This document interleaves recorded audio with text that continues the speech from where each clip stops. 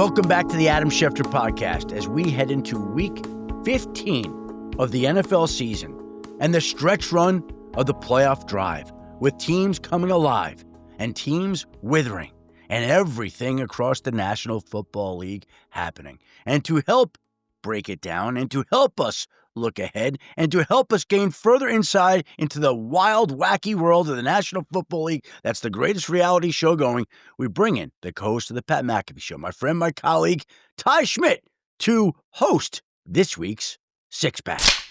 Thank you very much, Shefty. What a weekend. What a Monday night game. We're in that time now where, I tell you what, we're getting several kind of de facto elimination games, and seeding is being, kind of changed and moved around every single week. And this upcoming week is no different. We got about 3 or 4 games that are going to have massive implications for teams' playoff chances, for the way the seeding is going to go in the NFC and AFC. You mentioned it. I mean, it's the best reality show there is. Every single week seems to one up the week before, and I can't wait for week 15.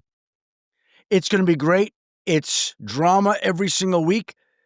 Teams that you didn't think are in trouble. Teams that you didn't think would have a chance come alive. And it is always constantly evolving and changing. And that's what makes this such a great drama week in and week out, Ty. Absolutely, Shefty. And speaking of teams, we didn't think would maybe be out of it, that's a great place to start with topic number 1 of this week's Six Pack. We've kind of talked about this at different periods over the last 2 years. And last year, obviously, it didn't matter because they went to a Super Bowl. But after the Chiefs, I don't want to say get embarrassed, but get dominated on Sunday night at home against the Texans, do you think, is it finally time? Are we finally ready to say, okay, this is the official end of that incarnation of the Chiefs dynasty? Obviously, they've went to the playoffs 9 straight years. We know about how many times they've won the division in a row, but this just doesn't look like a Chiefs team we recognize. Not so far. And I just want to see that they're eliminated before I'm ready to throw dirt on them officially this season. Obviously, they're clinging to life support right now. We'll see if they could somehow revive themselves and make the postseason against all odds. But they're not officially eliminated yet. But saying that, they're not going to win the AFC West title for the first time in 10 years. There will be a new AFC West champion for the first time since 2015, which is completely wild to think about it. There are not many franchises in all of sports that have dominated that long period of time. I can think of the Patriots. I'm sure the Lakers and Celtics have had division streaks at some point in time. The Yankees maybe, right? But there are not many teams that have gone almost a decade of winning their division every single year like the Chiefs have, which is a tribute to their greatness and how powerful and how dangerous they've been the last decade. But that decade is done. And what this team looks like now, it'll look different in the future. Now, it'll have Patrick Mahomes. But this is a team that needs to address its offensive line. It needs to address the running back. It's going to need to find a successor to Travis Kelce at the tight end position. There are needs that this team has moving forward. And they're not going to win the division. I know their odds are so long to make the postseason, but I still think they can do it. Still, I know it sounds crazy. Like, I have that much faith in who they've been and what they are. And as long as Mahomes is playing quarterback, until they're eliminated, they're not eliminated. But it's bleak. And they're going to have to go on the road, even if they do make the playoffs. Let me take a look at their schedule here. Let me just see. Yep, I have it right here. Go ahead, Ty. So, Chargers this week, then they go to Tennessee, and they have the Broncos at home, and then they go to Las Vegas to close the season. I mean, if they could beat the Chargers, it's possible. Yeah. Possible, right? Yeah. But again, it's a monumental time. It's a significant period. Like, it looks like the end of their dynastic run year. And that is notable, and that is significant. Well, and you mentioned it, obviously, when you still have Patrick Mahomes, it's not like, the Chiefs are just dead and gone and we're not going to be talking about them for the next several years. But with how many changes they do need to make across the offensive line at running back if Kelce decides to retire, Do you think this is the type of thing where they might go on a little dry spell here? I mean, I think everyone was shocked at how quickly the Patriots were able to turn things around. Do you think that's a similar situation with the Chiefs because they have Mahomes, or do you think we could be looking at maybe a couple years here and then, and then they get it right after addressing all those different needs that they have? Look, again, I think of the Denver Broncos back with John Elway. That's always my reference point. And the Broncos had a bunch of players that they used to go to the Super Bowl with. And they moved on from all of them. They changed coaches. They brought in a whole new slew of players. They changed their wide receivers. They changed their running backs. And they wound up going to the Super Bowl again in the latter stages of John Elway's career with a different supporting cast. So, again, with Mahomes, I always think that that's going to be possible. But the current supporting cast is going to look different. It's just going to, because that's the stage in which they're at. Kelsey, who has a $19.8 million salary cap number this year, isn't under contract next year. So are you going to be able to bring him back? Does he even want to come back? I'm going to guess at this stage of his life, when he's married to the most popular person in the world, who's got more money than money is not a motivating factor here. So what does he do? I can see Travis Kelce turning into a superhero in film, doing whatever he wants to do. Is he going to want to go get hit more for less money? Does that make sense? I don't see it.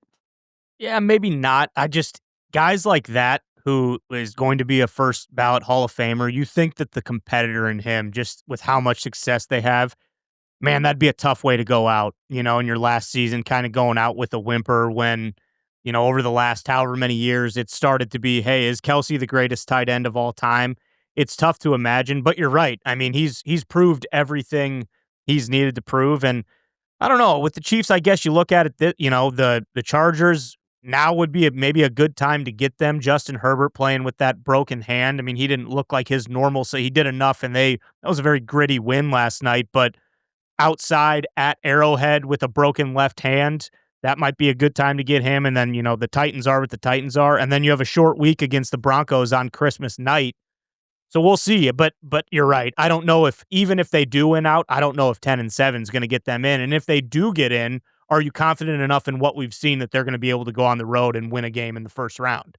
Yeah, well, I could see that. I believe in that as much as anything else. Sure. The problem is getting to that point. Yeah, exactly. So, yeah, no, I think you're right. If they get into the dance, it'll still be one of those things where you have to slay the beast. But, man, it's just week after week. It seems like you don't want to put dirt on them, but then they kind of just prove who they are time and time again. And it's getting, it's getting tougher to see this team having any sort of run in the playoffs. And we might be looking at, a massive end of this dynasty, or at least, like I said, this iteration of it. So we'll see. We'll see what happens with the Chiefs. All right, Shefty, let's move on to topic number 2 of this week's six-pack. Terrible news coming out of Indy, as you reported. Daniel Jones tears his Achilles in Jacksonville. Just feel terrible for him after kind of rewriting his career and potentially being the quarterback of the future. And then now, you tear your Achilles this late. How much of next year is he going to miss? And then out of nowhere last night, we hear that Phillip Rivers comes in for a workout, and he could potentially be the next quarterback of the Indianapolis Colts. As of right now, what are you hearing, and what do you think the Colts are going to do at quarterback? Well, I always like to timestamp these things, Ty, because as we record this, it's Tuesday morning, just after 9 a.m. And the Colts are basically considering a couple of different options at the quarterback position. One of them is Phillip Rivers, who worked out for the team on Monday night. Now, Phillip Rivers doesn't go to Indianapolis unless he's obviously seriously considering signing to their practice squad and eventually being elevated to their active roster. He has not played since the COVID season of 2020. He's 44 years old. He has 10 children. He has at least one grandchild that we know about right now. It's unbelievable to think that somebody out of football that long could come back and play. But I think he could do it because he's Phillip Rivers. It's wild to think about. It also tells you the spot that the Colts are in. It's going into week 15. There aren't a lot of quarterback options. They're 8-5. They're trying to stay alive. And you have to think outside the box. Phillip Rivers was the backup plan for the 49ers when they went to the Super Bowl if Brock Purdy couldn't play in that game due to injury. So you always have to think outside the box. Rivers certainly is an outside the box selection. We'll see if they go ahead and sign him or not today. At some point, I could see an announcement coming at any point here, sooner rather than later, because they have to decide. They have a game to get ready for on Sunday in Seattle. They're trying to keep alive their playoff hopes. So you got to get a deal done with one of these quarterbacks that they're talking to. So regardless, whether it's Phillip Rivers or another quarterback, what a tough spot for this team to be in, and how quickly their fortunes have turned. It's incredible. They were at one point the number one seed. They were looked at as the best team in the AFC. They were looked at as the favorite in that conference. They were looked at as a team that was willing to go trade 2 ones for Sauce Gardner, the cornerback from the Jets, because they were making a run now, and they wanted to enhance it. They trade the 2 ones, and since Sauce Gardner's come in, it seems like everything is melted away. The season's gone south. Yeah. I mean, when you look at obviously the Phillip Rivers thing is crazy. I mean, 5 years is a long time between playing quarterback. Now, granted, he's going to be a Hall of Famer at some point, and I know that's another big part of this discussion with people saying, oh, okay, well, he's going to restart his clock to get into the Hall of Fame, all that kind of stuff. But you would probably rather have Phil Rivers than just picking some guy off a practice squad and saying, hey, you don't know this offense. You've never played under Shane Steichen. Go figure it out. Oh, and by the way, we're going to Seattle. That's a pretty tough place to figure it out on the fly because they are in a position where, they pretty much have to win out given what Jacksonville has done and how the Texans have come on. So, it's crazier things have happened, I think, but I think you're right. I would not be shocked at all at this point if Phillip Rivers signs with the Colts. I almost expect it, to be honest. Now, unless he decides that he doesn't want to do it, and he was intrigued enough to get on a plane and fly to Indianapolis. So that tells me that he's going to do it. We'll wait for the official word that it's happening.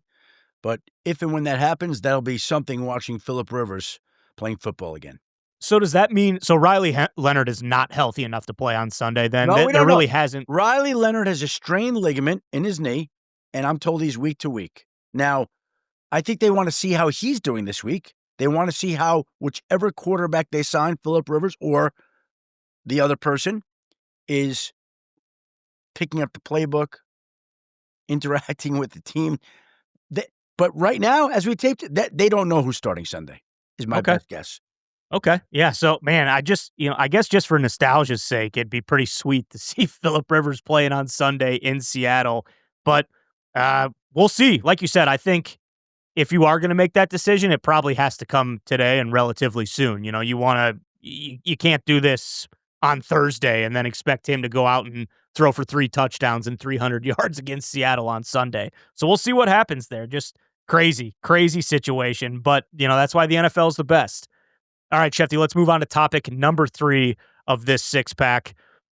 Shedeur Sanders has officially been named the starting quarterback for the rest of the season in what is maybe I don't even know how this is. Obviously, the guy's throwing for a bunch of yards every single week. This Browns offense finally looks like it has a little life, but it's good to at least get, an iron or rubber stamp the fact that Shedeur Sanders will be the starting quarterback for the rest of the season. Listen, I think there are 2 rookie quarterbacks that are interesting here.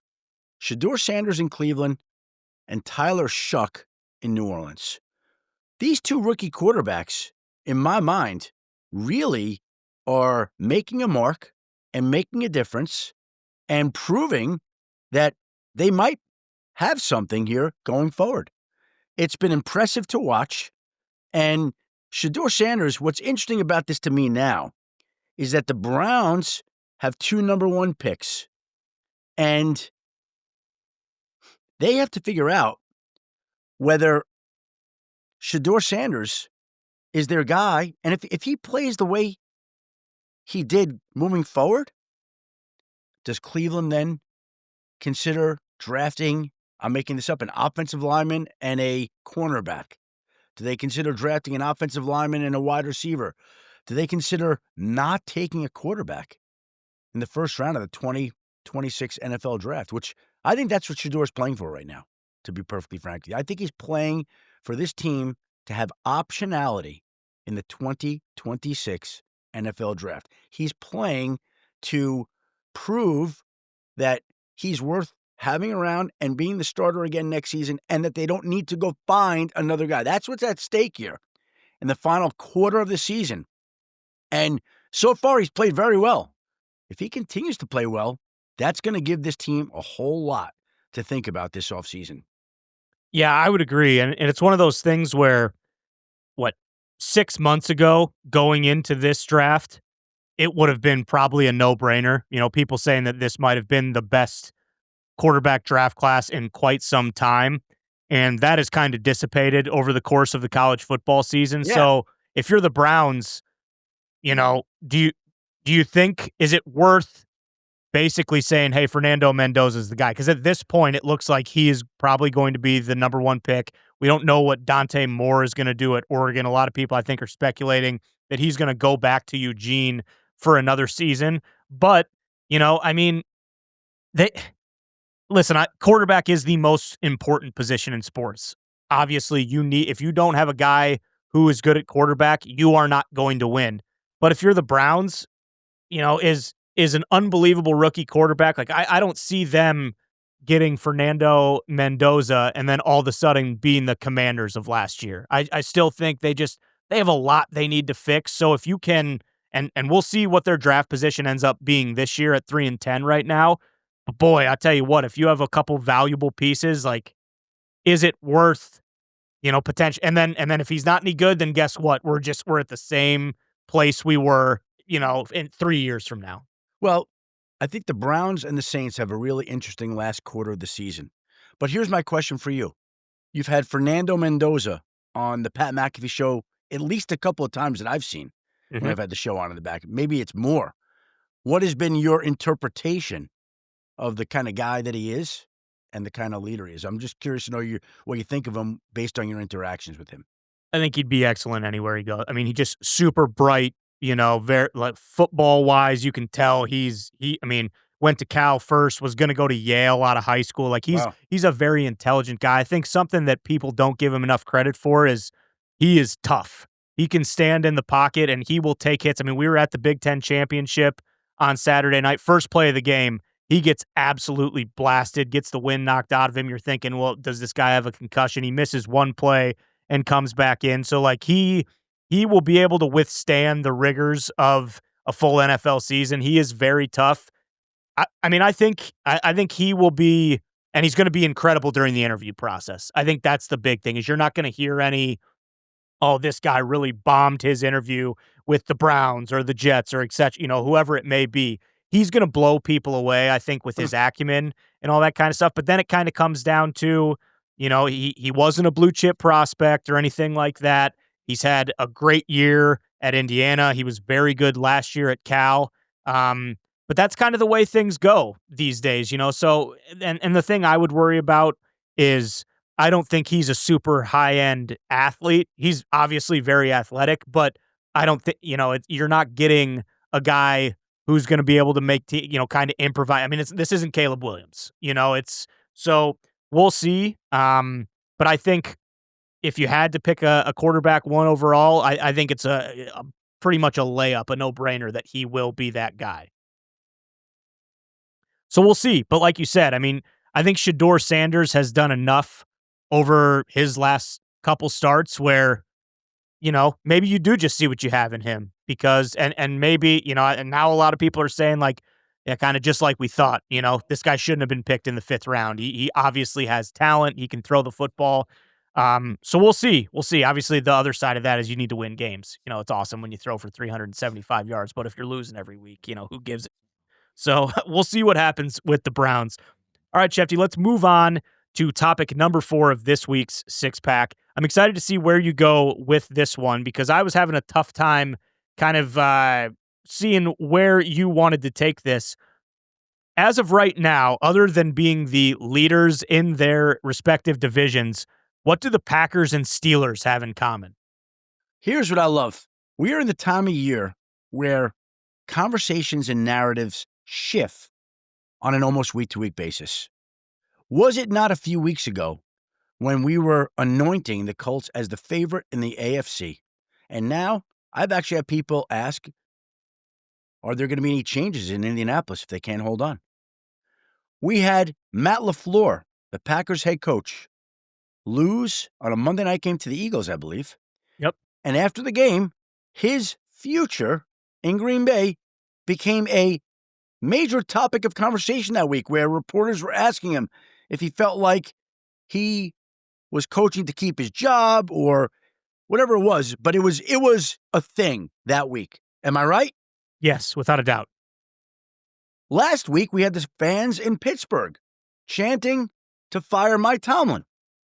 That became a talking point all week long, his future. So while people were wondering about Matt LaFleur and while people were questioning Mike Tomlin, we now have the Packers in first place in the NFC North as, I believe, the number 2 seed currently in the NFC.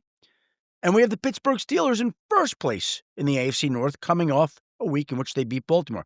I noticed at the end of the game, Mike Tomlin gave the little kiss, like, you go kiss my you-know-what. Yeah. That's what that was to everybody who questioned and doubted him. And so it's just amazing how quickly these conversations and narratives change. I'm going to tell you another thing. It's Tuesday, December 9th. There's somebody we're not even talking about right now whose team is going to struggle down the stretch that in the last podcast of this year, we're going to be saying, what do you make of what's going on in this place with that coach that we're not even talking about right now? It's coming. There's going to be somebody. Somebody's going to fade down the stretch, and their name's going to come up, and you're going to be like, whoa, because that's what happens. It's a week-to-week business. And when you don't win, and when there's drama, people want your head. They wanted Matt LaFleur's head. Well, guess what? They're in first place. They wanted Mike Tomlin's head. Well, guess what? They're in first place. And as long as they're in first place, everything's hunky-dory. It's good. But you know what? The Eagles lost Monday night. Here comes more conversation in the city of Philadelphia about all the people there. So, look, it's great for the business, the media business, plenty to talk about.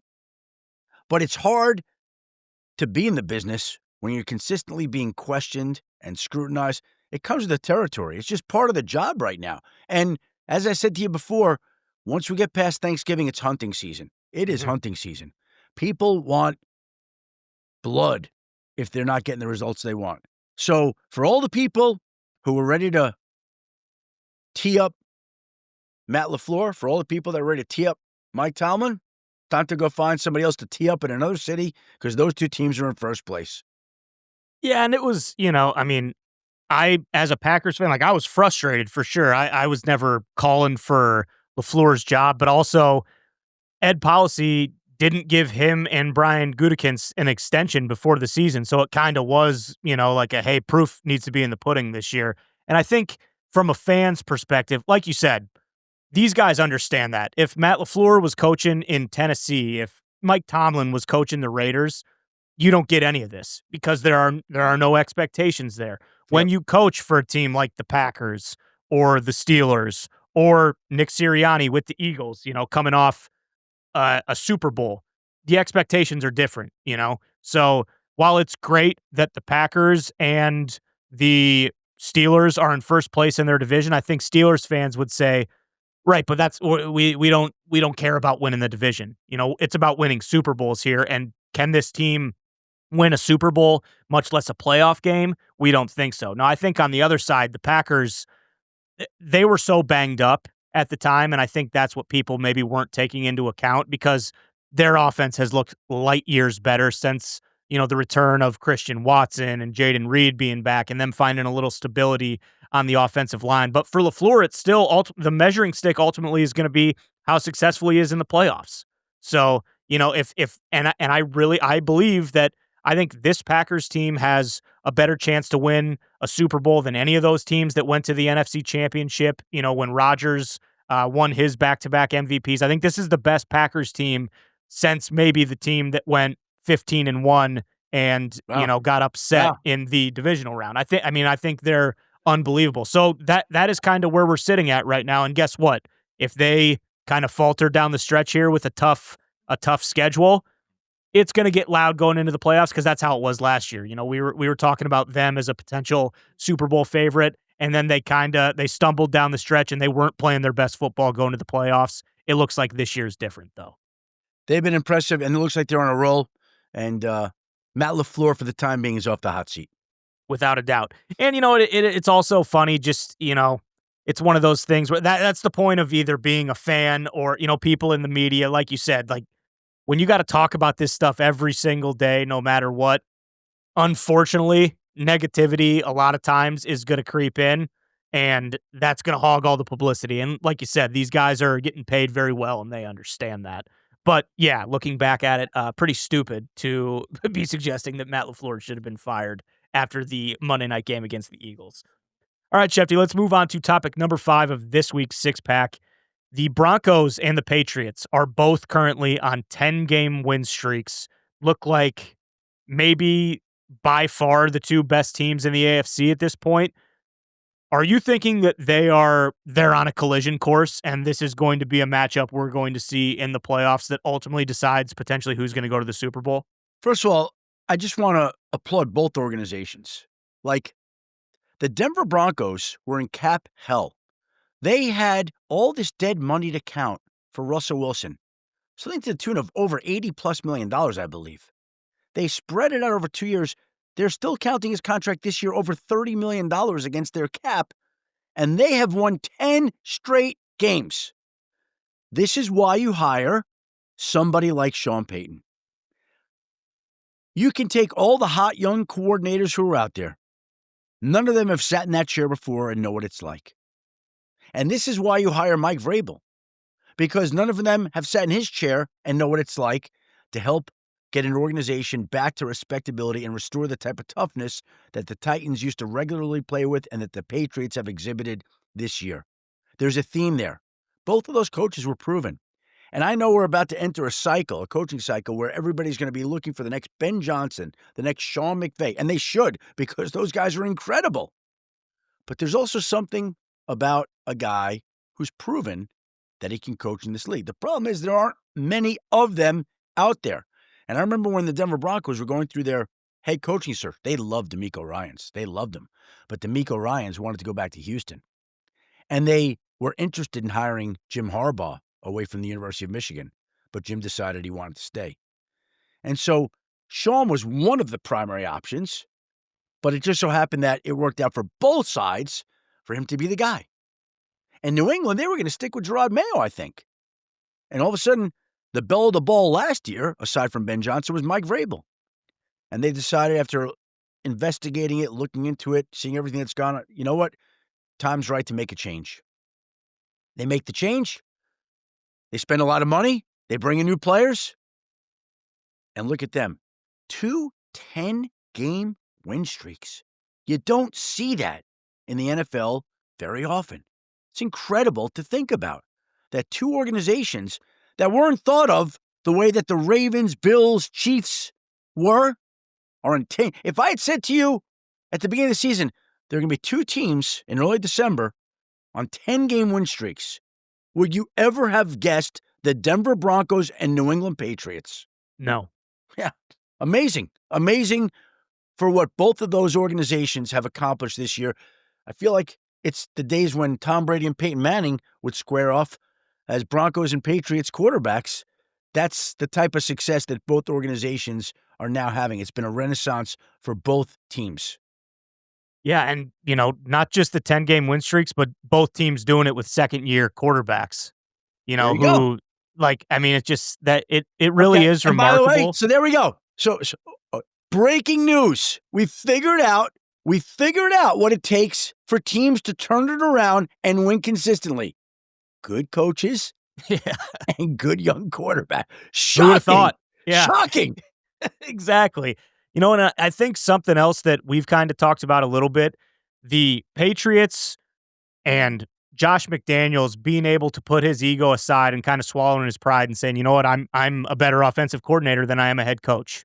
I'm going to go back. I am good with doing this. I want to shepherd Drake May over the next however many years of his career because, there's no denying how good of an offensive coordinator he is. And I think just recognizing like, hey, I'm much better at this than I am being a head coach. And I don't necessarily need to, not that he was necessarily going to get another option, another chance at it after the last two stops and how they've gone. And then on the flip side with Denver, Vance Joseph with their defense, like I assume he's had plenty of opportunities to at least interview, but those guys recognizing I'm in a pretty good spot right now.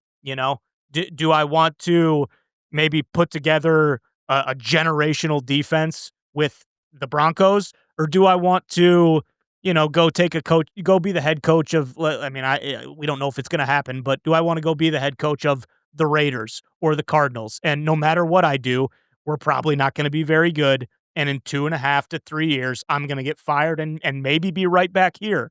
So I think those guys being able to kind of put their ego aside and coach under these two coaches who are clearly two of the best coaches in the NFL, I think that says a lot about both of those franchises as well. All right, Shefty. So we just talked about the Broncos and Pats, who I would assume we're going to see here in this next topic. Let's move on to topic number 6. Who do you got in the power rankings? All right, we're going to go at the top. The Los Angeles Rams. Sean McVay battling through a stomach bug that swept through his house. One of the Rams officials joked to me, good thing we sent him on his own private plane, because after we lost to the Carolina Panthers, nobody wanted to be around him anyway, aside from the fact that he was sick. We'll go with the Rams at number 1. We will go with your Green Bay Packers at number 2. Big win over the Chicago Bears, currently the number 2 seed in the NFC. In a great spot, playing great football, as you mentioned too, and Micah Parsons has become their Mariano Rivera, closing out games at the end. Green Bay in the number 2 spot. We're going to go New England and Denver, 3 and 4. You can interchange them 4-3, 3-4. New England, Denver. We'll go that way. Both on 10-game win streaks, both impressive. Both, as we mentioned, might be on a collision course. At number 5, we're going to go with the Seattle Seahawks. An impressive win. Not playing at the level of the Rams and Packers right now, but playing at a very high level and playing amongst the best teams in football. Seattle, number 5. And for the number 6 team, there's a lot of ways we could go with this right now. But I'm going to go with somebody.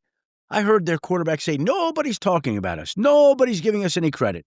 So I want to put them in the 6 hole this week because they are in first place and because nobody has talked about them. And that would be the Jacksonville Jaguars. Jacksonville Jaguars at number Duval. There we go. Number 6, bringing up the rear. There's my top 6 this week, Ty. There you go. That's surprising, but you're right. We've talked about that a couple weeks in a row now, how nobody talks about the Jags. They continue to win. I think if you asked 50 random people who watch the NFL, every single Sunday, if you asked them what the Jaguars' record was, how many of those people do you think would get it right at 9-4? No, 9-4, 9-4. It's crazy. It's crazy. I had a very, very similar, shakeout in mind. Well, I think it's indisputable at this point. The Rams are number 1. Massive bounce back game. I had the Seahawks at number 2. Although I do agree, it's been kind of weird because I feel like the last 2 weeks going into halftime, both of those get, against the Vikings and this last week, it's either tied or very close. And, they are far superior to both those teams they're playing. But then in the second half, they just hit another gear and end up completely dominating. And we see a lopsided score. So I have the Seahawks at 2, Packers at 3. For all the reasons you mentioned, I think they're starting to play their best football. Their offense looks great. And I do think they have one of the best defenses in the NFL. I had the Broncos at number 4, Patriots at number 5, and then I put the Bills at number 6. I don't know. Yeah. Their defense scares me big time, but it's one of those. Josh Allen is so good at football that, if he has to go out there and score 42 to 50 points every week, I think he is extremely capable of doing that. Well, that's a good 6. That's a good 6. And again, we're entering a critical part of the season. 4 weeks left. It's going to be riveting to watch, to see how it plays out. I told you there'll be teams that emerge that we're not expecting. There'll be teams that fade that we're not expecting. There'll be coaches that come on the hot seat, coaches that come off the hot seat, and it'll all be spelled out here in the final 4 weeks. All right, we're also entering the fantasy football playoffs. Now, I know a lot of people don't care about fantasy. If they want at this point in time, they certainly can sign up from the podcast right now. But please remember to rate, review, and subscribe to the Adam Schefter Podcast before you go. But for those who are interested in fantasy football, I do have a couple of stories worth sharing. And I know nobody cares about your fantasy football team, but I got 2 stories here that I think are great. So I'm in 2 leagues. In one of my leagues with 2 of my friends, it's a high-stakes league. These are 2 New York successful guys. And we've had a great team all year long, but we've had a lot of injuries. We had Drake May as our quarterback, Bucky Irving, Amari and Hampton. We had to overcome their loss. We had George Pickens, Emeka Ibuka, Tyler Warren, the Texans defense. Great team, but we're struggling. 2 weeks ago, we were debating who to play at tight end when Tyler Warren was sick. And one of my partners, unilaterally, at the last moment, changed from Warren to Gadsden.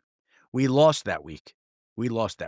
By the slimmest margin. And if he had left in Warren, like someone suggested, we would have won. We lost this week. We fell 1 game short of the playoffs. It is stinging this morning brutally bad. The other league, the high-profile ESPN War Room League that I have never won in 15 years, where there have been a couple of seasons where I've had highly competitive, great teams, where I was the favorite to win and didn't. This past week, I was in a battle for the number 1 seed with our loyal listener to this podcast, the great producer from ESPN, great guy, Mike Cambreri. It was me and him playing for the number 1 seed. And a cash prize, too. Small cash prize. And I had Drake May on the bye. I needed a quarterback in a 16-team league. Do you know who was like Shedeur Sanders wasn't left to pick up? Riley Leonard? I had to pick up my choices. I picked up Marcus Mariota, Okay. and when Jaden Daniels came back, I had to get out of him. And my choices were at that point in time, J.J. McCarthy coming off a shutout where the Vikings didn't score a point, or Tyrod Taylor. So I went against my Michigan man, unfortunately, Tyrod Taylor, who goes out, throws an interception on the first series, and leaves the game with a groin injury. I've never had this happen. My quarterback in our ESPN league, playing for the number 1 seed in the cash prize, had minus 1.76 points. I've never had a minus from a player ever, particularly in a week in where the stakes were that high. And I texted Mike.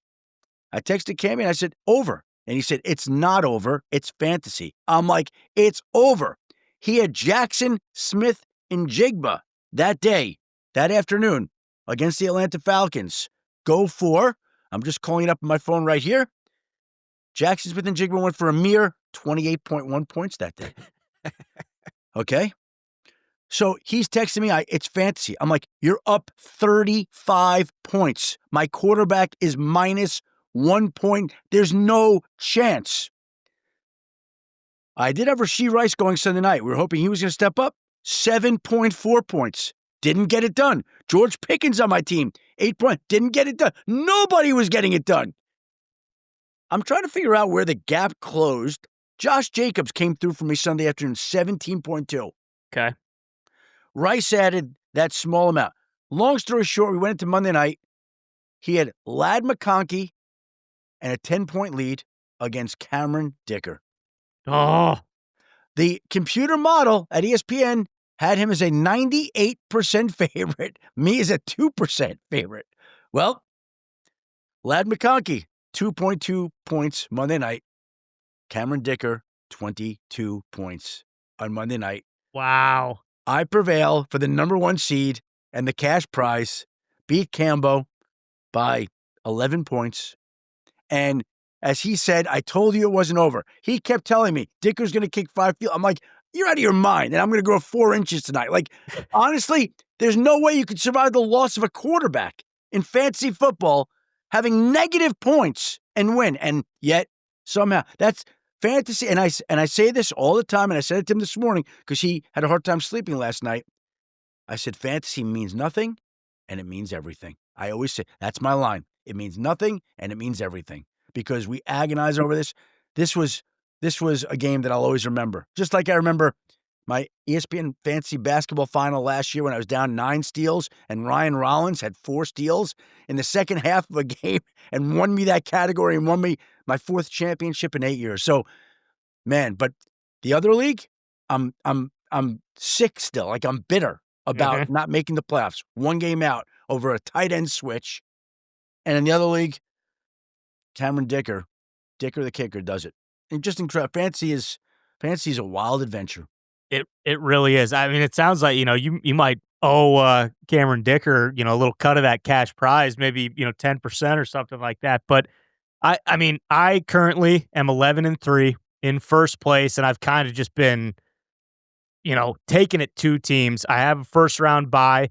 So I already know I'm going to this upcoming week, I have the bye. Next week I will lose. There is no question about it. That is what happens. I'm gonna, one of my horses is not going to perform, and some team who I have been better than the entire year. That is fantasy. Yes. By the way, I had a team 2 years ago, best team in the league, most points, played the same team in the first round that I'm playing this week. Stefania Bell and Rob Guajaro. They beat me. Rematch this week, revenge tour. There you go.